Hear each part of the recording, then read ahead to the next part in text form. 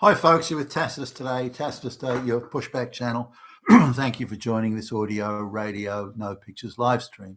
Please listen to this essay, this presentation as you would as a radio broadcast, and listen to it in your car or truck as you're driving along, or put in those earbuds as you're on public transport.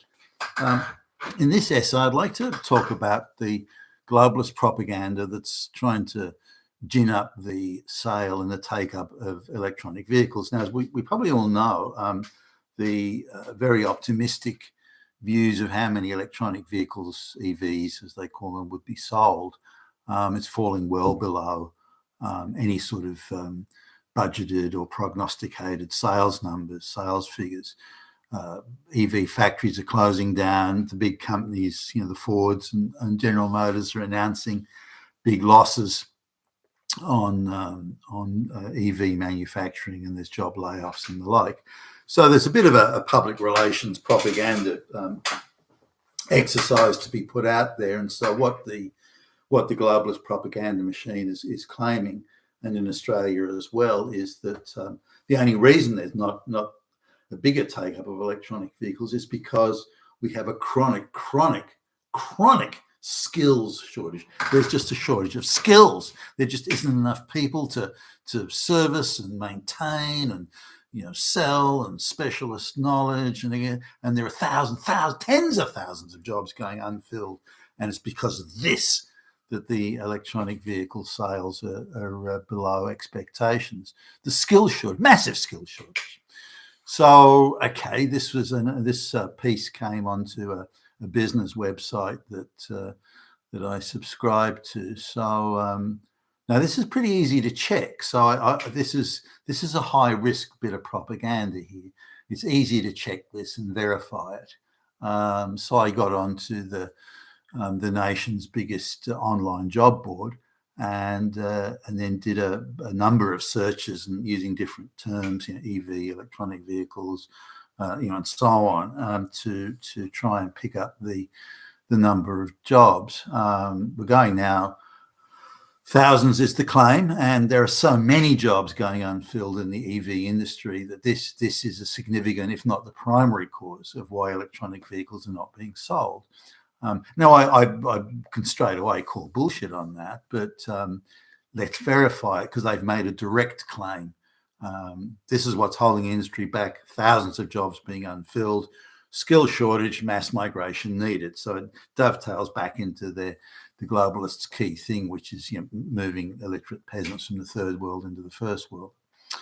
So anyway, I get onto the job board. There are actually 118 actually jobs associated with the directly and indirectly with the organisation just selling batteries, for example, retail stores that were selling batteries, and this includes say the EV bicycles and things like that. It's not just the motor vehicles, the cars, but so 118 in the whole of Australia, 118 jobs. Now, if I take out the duplications where the one job is maybe mentioned 3 or 4 times, so I take out the duplications, we come to 61. So there's actually only 61 real jobs. Over half of those are jobs in retail stores that require no expertise or hardly any, and you're just there in a store when people come in to buy batteries for again, bicycles or those $1,000 entry level bicycles that have rechargeable batteries in them. And so that's the first thing. There was a small number of jobs that were to do with the motor vehicle or the electronic vehicle maintenance, but if you look at the job descriptions in these, you actually don't need any expertise. There's a diagnostic machine you plug in. The machine tells you which modules are faulty or what's faulty and which module.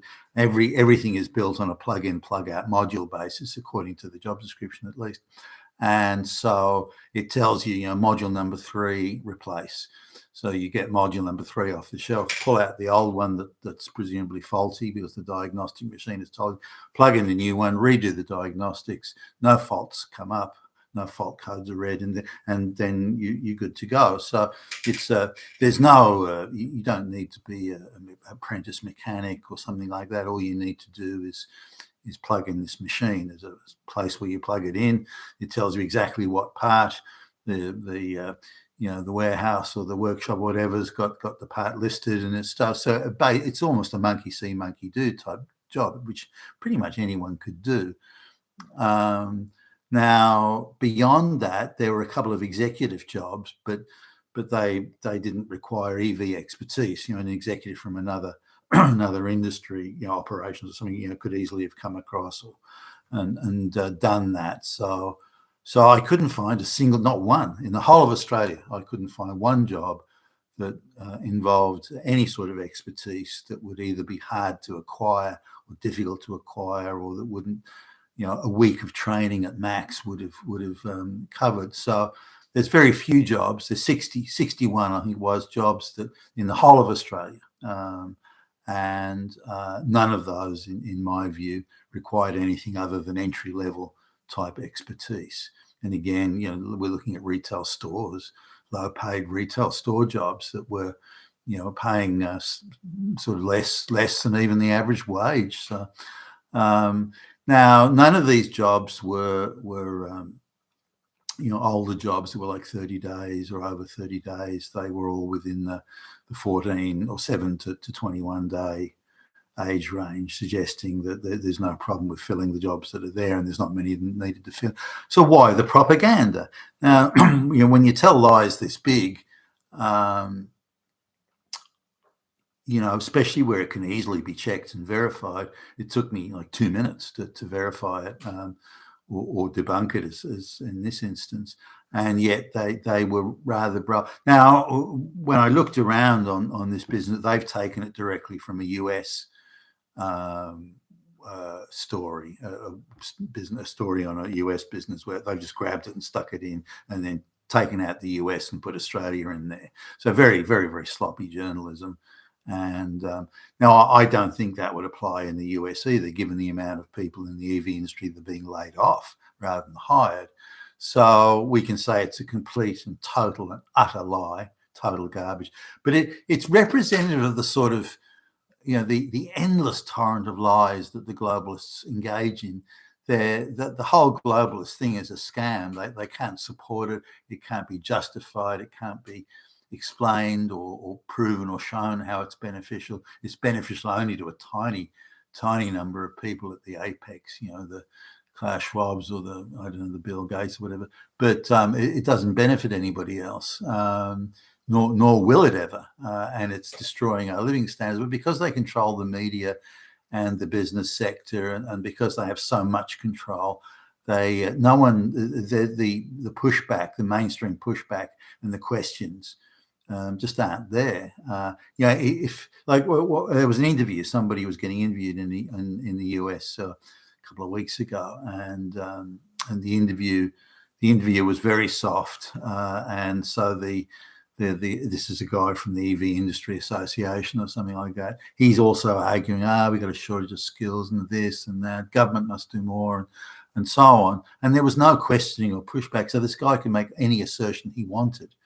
And make any claim he wanted, tell any lie he wanted, and none of it was being questioned, or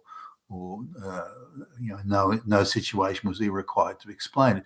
If the journalist or the interviewer had asked questions, the whole thing would have fallen to pieces. But because they don't, then they're able to get away with these lies, which is the case in this thing, that Australia has a shortage of EV workers. I mean, it's an outrageous lie. You've been a Tassus today, your Pushback channel, and thank you for listening.